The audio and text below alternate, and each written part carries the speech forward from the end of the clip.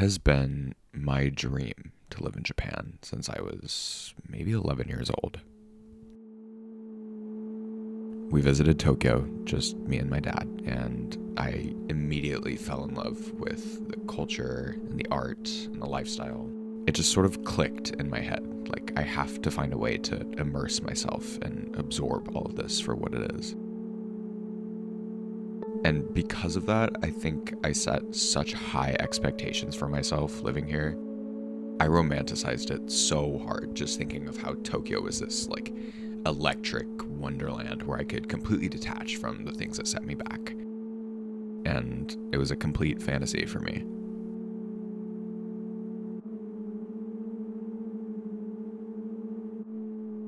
I'm experiencing this phenomenon where you get what you always dreamt of, but your mind and body almost fight back to remain in a sort of homeostasis of anxiety.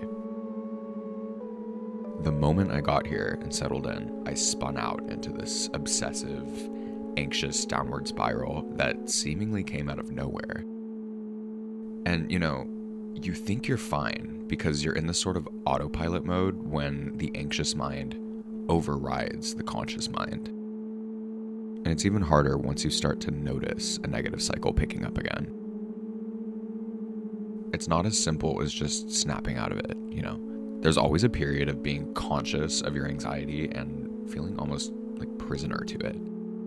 It's like that nightmare where you're screaming at the top of your lungs and nobody can hear you.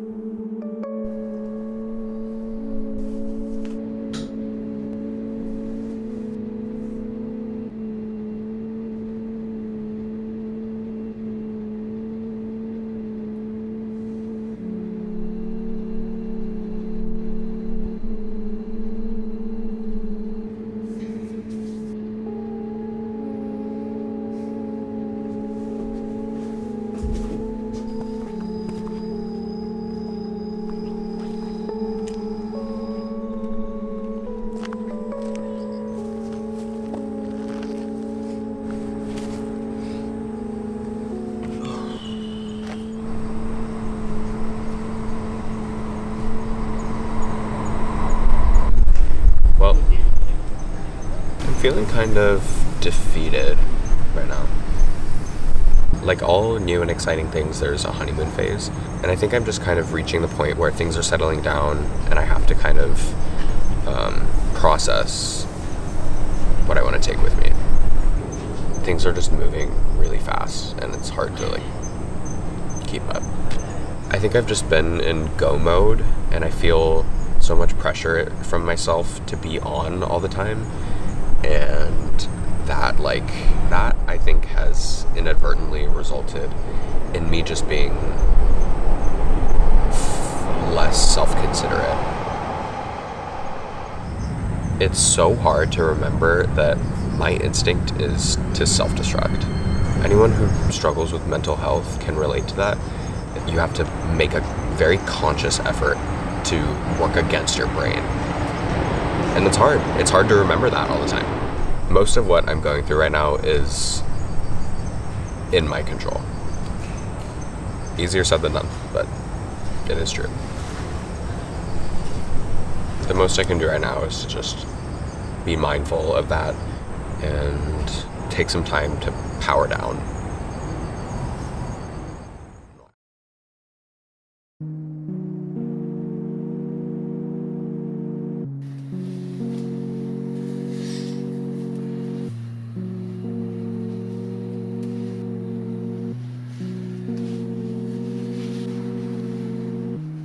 The thing about mental health is that everyone deals with some sort of obstacle.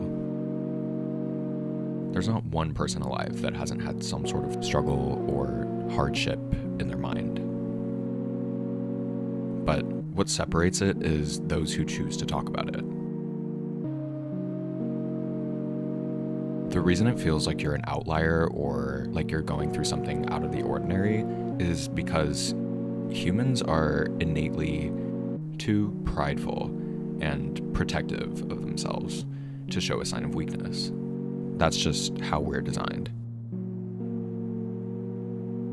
And so, for those who choose to open up about it, and place themselves in a vulnerable position. There's another layer when it comes to perception. Whether or not you're oversharing, whether or not anyone cares, whether or not anyone relates to it. You know, in thinking out loud, I'm coming around to actualize more and more. My brain chemistry cannot resist setting up obstacles for myself. It's a sort of natural orbit, like my mind is completely convinced that the endpoint isn't something bright and shiny and perfect. In my head, that's not where it ends. It's almost as if things only come full circle when I return back to that low point. When I fall back into a spiral, you know? That's what my body believes is the final stage of a life cycle. But the thing is, there is a sort of abstract bright side to that concept. You know, obstacles aren't roadblocks. This is an announcement from the Meiji Jingu Shrine Office. Thank you for visiting us today. You know, for some reason, taking a couple of days to create space has just really neutralized my perspective on everything. I feel like I've been actually able to hear myself think. I don't know, I somehow just felt a lot less isolated than I did before.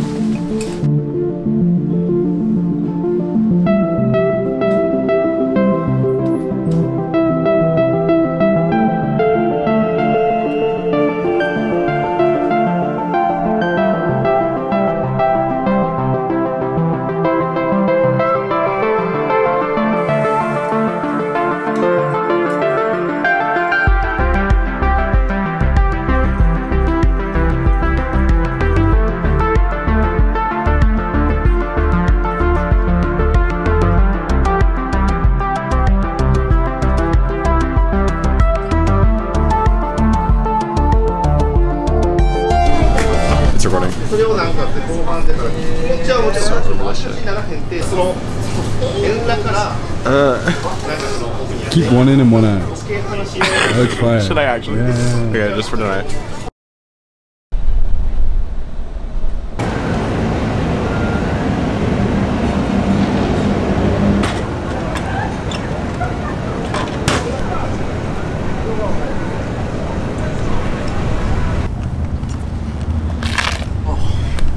Well, hello. I'm hoping that this weekend is just gonna be, I don't know, a way to like really reconnect. And I think it's fun to just like feel, you know, excited about travel in that way, even though it's not like a crazy extravagant trip. Something about travel is just like thrilling, no matter the scale. So.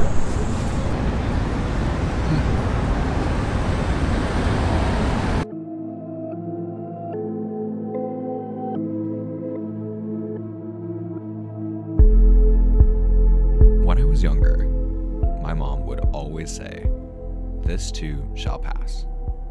And it's something I would roll my eyes at, because in the moment, it somehow feels like such a slap in the face.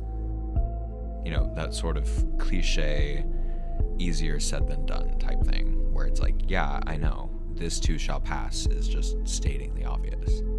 But as I get older, I feel like stating the obvious is something that can really simplify your perspective, especially when you're overwhelmed with anxiety and nothing makes sense.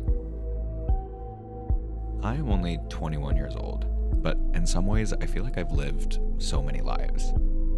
I've cycled through so many seasons and transformed so many times, and it's built me up sort of brick by brick. But each time I shed my skin, I've learned to make a conscious effort to not forget what I lived before. The tipping point for me is stepping out of my body in a period of darkness.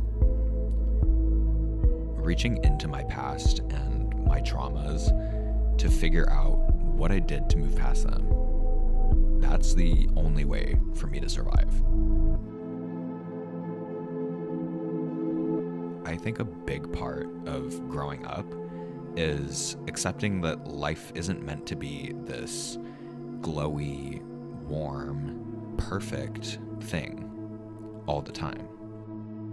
However it is that hardship manifests in your life, and however painful it may be, and even though it's very much stating the obvious, it's critical to remember that these things are designed to be pushed through, and the entire point is to get to the other side a little stronger.